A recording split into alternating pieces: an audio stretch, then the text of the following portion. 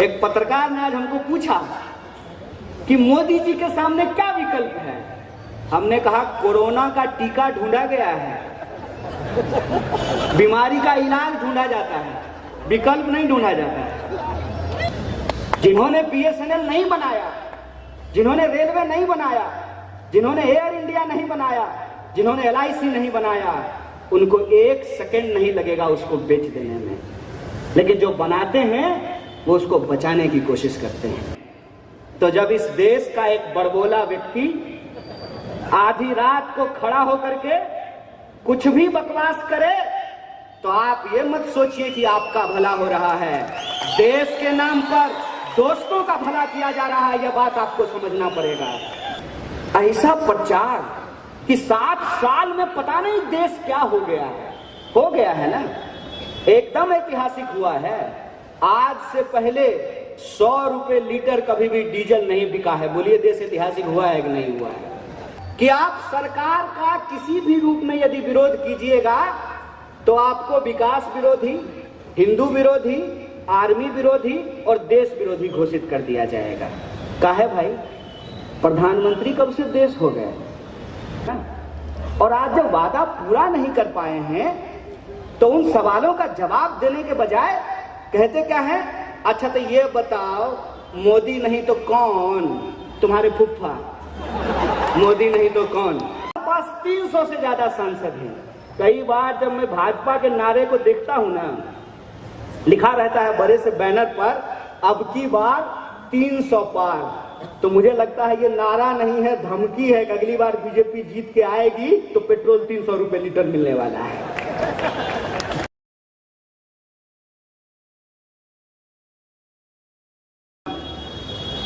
और आज जिस मुद्दे पे हम लोग बातचीत के जाएंगे तो प्राइवेट सेक्टर भी ठीक से काम नहीं करेगा। मैं प्राइवेट सेक्टर का विरोधी आदमी नहीं हूं, मैं बस सच बोलने की कोशिश कर रहा हूं। मेरा व्यक्तिगत अनुभव यह है कि एम्स अगर होता है ना तभी फोर्टिस उससे कंपटीशन करता है। अगर पुणे यूनिवर्सिटी है तभी प्राइवेट कॉलेज और इंजीनियरिंग के कॉलेज उससे कंपटीशन कर रहे हैं, सिम्बायोसिस उससे कंपटीशन करेगा। ये हकीकत है। इस हकीकत को हमको टीवी में नहीं अपने जीवन में देखने की जरूरत है। क्या कहते हैं, ऐसा प्रचार कि 7 साल में पता नहीं देश क्या हो गया है ना, एकदम ऐतिहासिक हुआ है। आज से पहले 100 रुपए लीटर कभी भी डीजल नहीं बिका है। बोलिए देश ऐतिहासिक हुआ है कि नहीं हुआ है? 45 साल में सबसे ज्यादा बेरोजगारी है। और ये मैं अपने मन से नहीं बोल रहा हूं, अपने मन से अगर बोलूंगा, एक झूठ अगर हमरा पकड़ा जाएगा तो अगली बार मैं आपको जेल में मिलूंगा। सत्ता में बैठ करके आप कितना भी झूठ बोलिए, विपक्ष में रह करके तो सच का भी ऑपरेशन किया जाता है। लेकिन सच की ताकत पे हमको भरोसा है, इसीलिए तो हम कहते हैं कि गांधी को मानने वाले इधर आ जाइए और गांधी की हत्या करने वाले जो लोग हैं वो देश को आज बेच रहे हैं। जिनको देश में भरोसा नहीं है, संविधान में भरोसा नहीं है, वो उस तरफ चले जाइए। यह लड़ाई आर पार की लड़ाई है और इस लड़ाई में अंततः सत्य जीतेगा, ये हमारा भरोसा है। और उसी भरोसे के साथ हम आज इस झंडे को थाम करके खड़ा हुए हैं। निजी जीवन को झांक करके देखिए, महंगाई आसमान छू रही है। डीजल, पेट्रोल, रसोई गैस, इनके कंपटीशन में सरसों तेल भी आ गया है। जब पेट्रोल बोला कि मैं 100 पर खड़ा हूं, चलो दिलदार चलो 100 के पार चलो, तो डीजल कहा कि हम भी 100 के पार हो जाएंगे। तो सरसों का तेल बोला कि क्यों, तुम दोनों मिल करके 100 हो, हम अकेले 200 के पार चले जाएंगे। सरसों तेल 200 रुपए लीटर बिक रहा है। टमाटर, बाजार में टमाटर देख करके हमको प्रधानमंत्री का लाल लाल गाल याद आ जाता है। लोकतंत्र अगर बचेगा वो अपना विकल्प भी ढूंढ करके निकाल लेगा। इनकी साजिश ये है कि ये अभी केंद्र सरकार को मोदी सरकार बोलना शुरू किए हैं। एक एक करके इस देश के इंस्टीट्यूशन के ऊपर अटैक कर रहे हैं। और मैं आपको गिनती के साथ बता सकता हूं, पार्लियामेंट की एक भी कमेटी काम नहीं करती है। किसान बिल जब आया तो क्या किसान बिल को किसी भी पार्लियामेंट की कमेटी में भेजा गया था? पार्लियामेंट में कोई बहस हुआ था? और किसान बिल जब वापस लिया गया तभी पार्लियामेंट में कोई बहस हुआ क्या? और क्या कहते हैं टीवी पे आकर के कि विपक्ष बहस नहीं करने देता है। उस पत्रकार को पूछना चाहिए, देवी जी एक बार में कितना बार चापलूसी कीजिएगा? 5 मिनट पहले कहते हैं आप उसी शो में, ध्यान से देखिएगा, 5 मिनट पहले उसी शो में आप कह रही हैं कि विपक्ष कमजोर है, और उसी शो में 5 मिनट बाद बोलते हैं कि विपक्ष पार्लियामेंट नहीं चलने दे रहा है। बताइए दोनों बात एक साथ हो सकता है कि एक तरफ विपक्ष कमजोर भी है और दूसरी तरफ विपक्ष पार्लियामेंट नहीं चलने दे रहा है? एक तरफ मेरे पास 300 से ज्यादा सांसद हैं।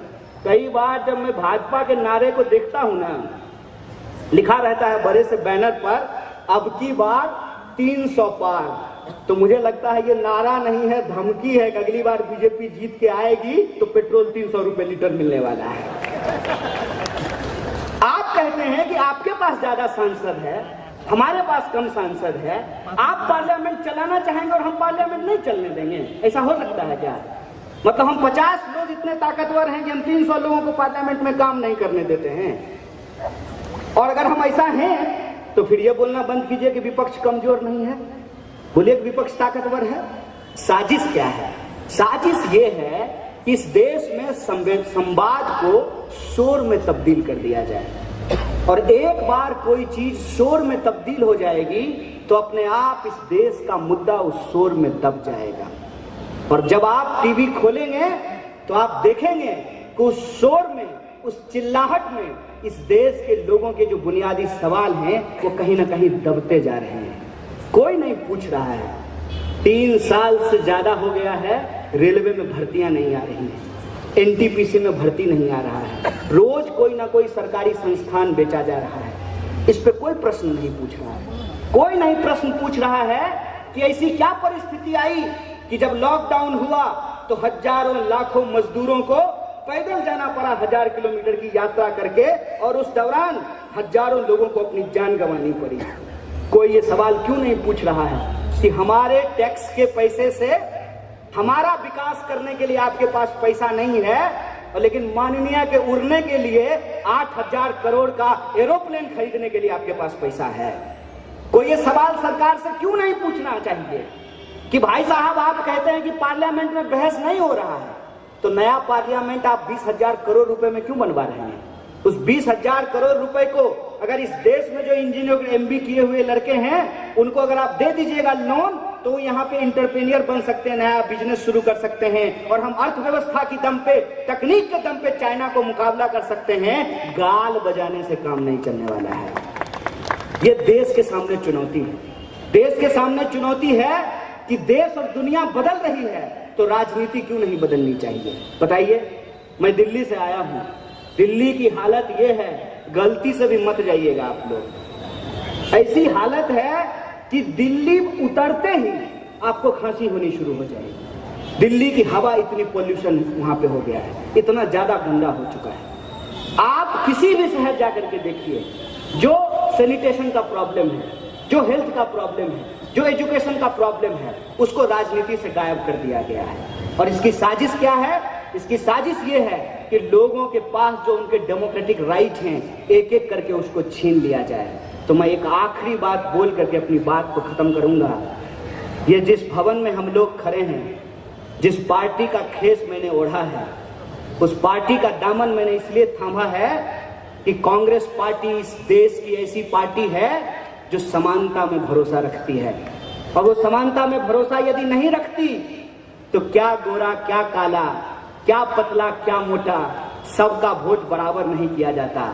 और सबका वोट यदि बराबर नहीं किया जाता तो नेता कभी भी हेलीकॉप्टर से उतर करके आपकी गंदी बस्तियों में, आपकी झोपड़ियों में वोट मांगने के लिए नहीं आता।